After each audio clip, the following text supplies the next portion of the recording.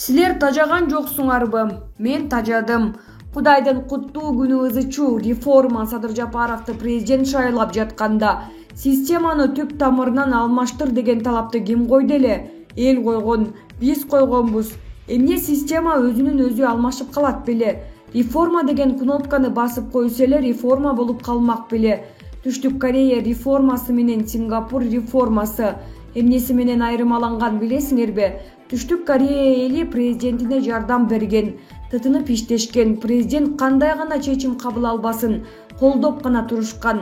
Ал тургай тышкы карыздан тезинен кутулалы деп эли демилге көтөрүп чыгып, ар бир жаран үйүндөгү болгон баалуу зер буюмдарын мамлекетке өткөрүп беришкен. Аз айлыкка чыдап иштеп беришкен. Ар бир инвесторду меймандостук менен кабыл алып, алар ачкан ишкана заводдорунда кыңктебей гана кубанып иштешкен. Жыйынтыгында дүйнө жүзү боюнча экономикасы өнүккөн өлкөлөрдүн бири Сингапур эли бизге окшоп 90го бөлүнгөн, чатак тил укпаган, маал менен толкуп турган, митингден митинг уюштуруп, Ли Куан Юнун айласын алты кетиришкен. Аларды түшүнсө болот, көптөгөн улуттар жашаган. Ар кошкон бир кошкон курама эл экен. А бизге эмне жок? Ошондо Сингапурдун ажоосу реформа өнүгүү жолуна түшүүгө, элинен жардам жоктугуна көзү жеткен соң, көнбөгөндөрдүн балак менен башка чаап, жазалап, камап, атып, асып жатып реформа жасаган. Жыйынтыгында өнүккөн өлкөлөрдүн бири бизче. Бизге президент Садыр Жапаров кандай ыкма колдонуп жатат? Эч кандай болгону эмне чечим чыгарсам да тынч отуруп, ишенип, колдоп гана бергиле деп суранган.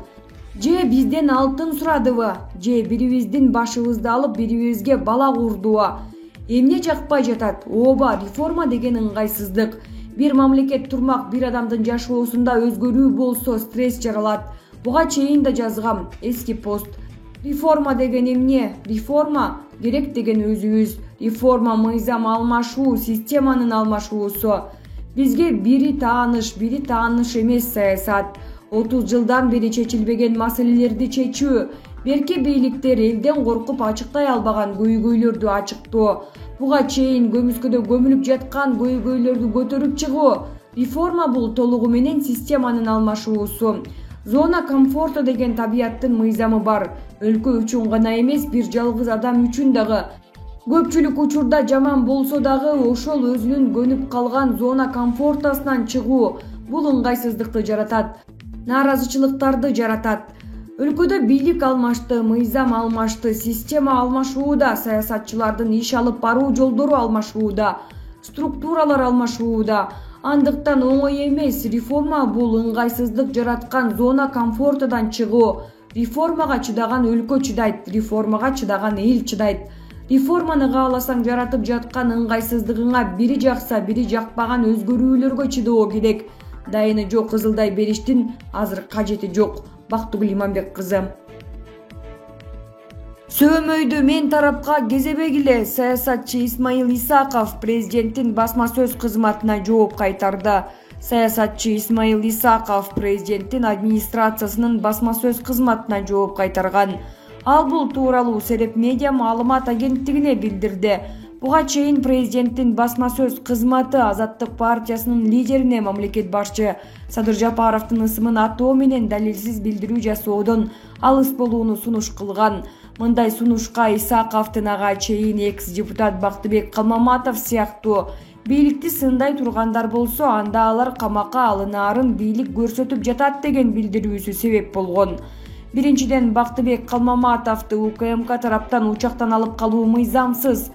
Себеби аны чек арадан чыгарбоо бул адамдын кыймыл-аракетин чектөө болуп саналат. Кылмыш процессуалдык кодексинин 108-беренесине жараша адамдын кыймыл-аракетин чектөө сот аркылуу атайын токтом же чечим менен кабыл алынып, күнөөлүү адамга кайсы кылмыш жасаганы жана коомго кандай коркунуч туудура тургандыгы көрсөтүлүп, анан кандайдыр бир чектөө кабыл алынат. Ушул эле берененин негизинде соттун чечими айыпталуучуга же анын адвокатына жана прокурорго берилет. Соттун андай чечими болгон эмес. Экинчиден, УКМКнын тергөөчүлөрү түнкү саат 02:10 20-декабрдын саат 17:00 чейин же 15 саат тынымсыз тергөө ишин жүргүзүшкөн. Сурак тынымсыз 4 сааттан ашык созулушу мүмкүн эмес. Суракка алууну улантууга, эс алууга жана тамак ичүү үчүн кеминде 1 саатка тыныгуудан кийин жол берилет. Суракка алынуунун жалпы узактыгы 8 сааттан ашпоого тийиш. Ага жана анын адвокатына тыныгуу берилген жок. Түнкү уктоого мүмкүнчүлүк экөө тең алган жок. Тамак берилген жок. Бул биздин мыйзамдарга жана буунун конвенциясына ылайык. Адамга карата кыйноо жана катаал мамиле деп таанылат. Үчүнчүдөн, азырынча депутаттыкка талапкер катары Бактыбек Калмаматов кол тийбестикке ээ. Аны кылмыш жасап жаткан учурда кармалгандан башка БШКнын макулдугу жок, кармоого мүмкүн эмес деген Исмаил Исаков бир катар мыйзамсыз иштер орун алганын айтат. Мындан улам Азаттык партиясынын лидеринин билдирүүсү боюнча президенттин макулдугу же көрсөтмөсү бар деген тыянак чыгаруудан башка сөз айта албайт. Эгерде президент элге берген антын жана Конституциянын адамдын жана жарандардын укуктарынын жана эркиндиктеринин кепили катары жарандардын укуктарын сактоого аракет кылбаса, үн катпаса, анда катардагы жаран катары эмне деп ойлошубуз керек? Президент чын дили менен мыйзамдуулуктун үстөмдүгүн орнотууну кааласа, анда сөөмөйдү мен тарапка кезебей, сөөмөйдү башка тарапка кезеп, мыйзамдарды жана Конституциянын нормаларын одоно бузган мамлекеттик органдардын жетекчилерин жана кызмат адамдардын тез аранын ичинде кызматтан четтетүүнү, мыйзамдын талаптарын одоно бузуу менен кармалган жарандарды боштондукка чыгарууну президентке сунуш кылгыла деп жазылат саясатчынын жообунда. Булак Цереп, Чекит Медиа. Садыр Жапаров Санкт-Петербургга учуп кетти. Коштоочулардын тизмеси.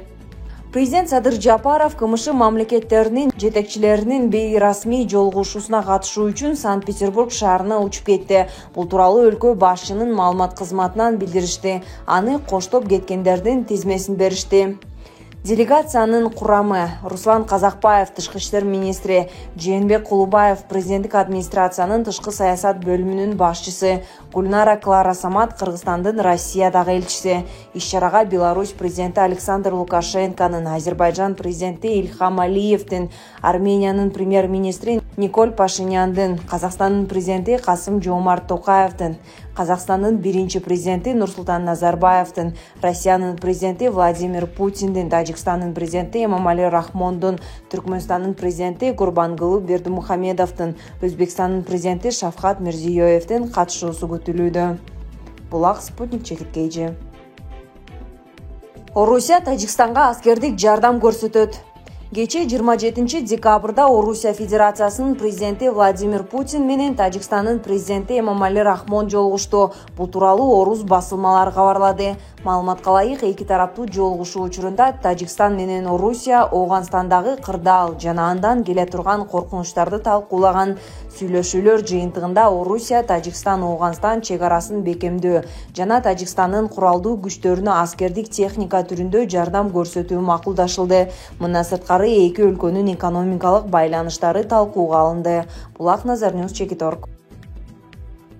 Эки райондо кайра шайлоого 18,5 миң сомго жакын акча сарпталат.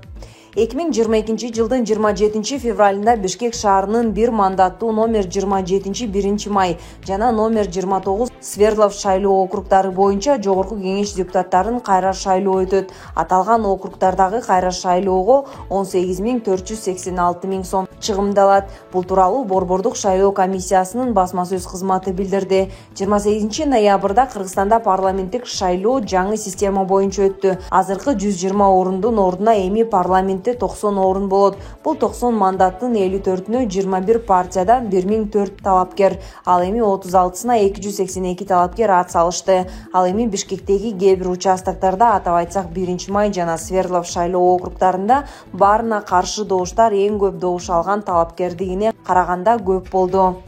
Шайлоо мыйзамынын 37 беренесинде эгерде башка талапкерге караганда алда канча көп сандагы добуш алган талапкер үчүн берилген шайлоочулардын добуштары шайлоочулардын бардык талапкерлерге каршы берилген добуштарынан аз болсо, шайлоо болбой калды деп таанылат деп жазылган. Мындай учурда кайра шайлоо өткөрүлөрү белгиленген. Булак, Политклиника.